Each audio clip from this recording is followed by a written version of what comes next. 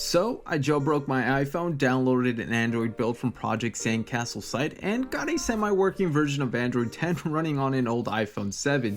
Now, before we get really excited about this is still in beta, so there's a ton of stuff that's still hands off right now, but it's pretty cool to see that you can run Android on an iPhone.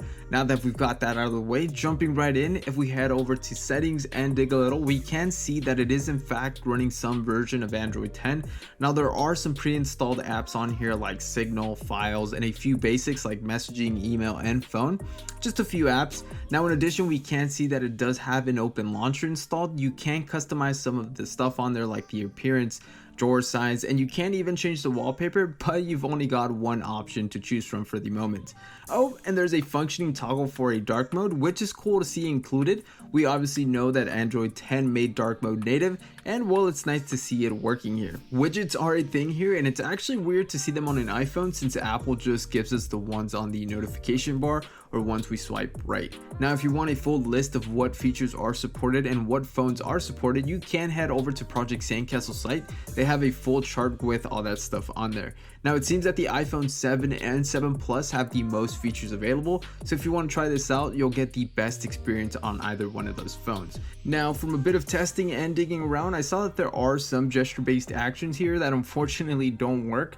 For example, a double click of the sleep to wake button will invoke the camera, but again, due to it being a beta, it won't do much besides let you know that the camera app has crashed. There's also a gesture for having notifications vibrate, and that's done with a hold of both the power and volume up button.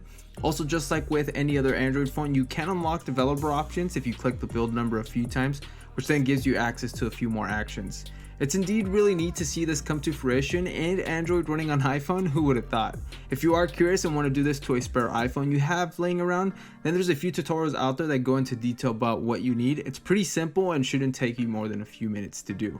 But again, for now, it's a pretty cool party trick. There's really not much you can do. It won't be a fully functioning phone, so keep that in mind. But if you are feeling a bit curious and got a spare iPhone with some spare time, then you should definitely give this a try. It's pretty cool to see Android finally running on an iPhone. But besides that, as you guys can see, it's still buggy, but it is in beta stages, so there's really not much to complain about here. But anyways, that's been it. If you enjoyed and want to see more videos like this, go ahead and hit that like button as well as subscribe, and we'll catch you guys on the next one. Peace.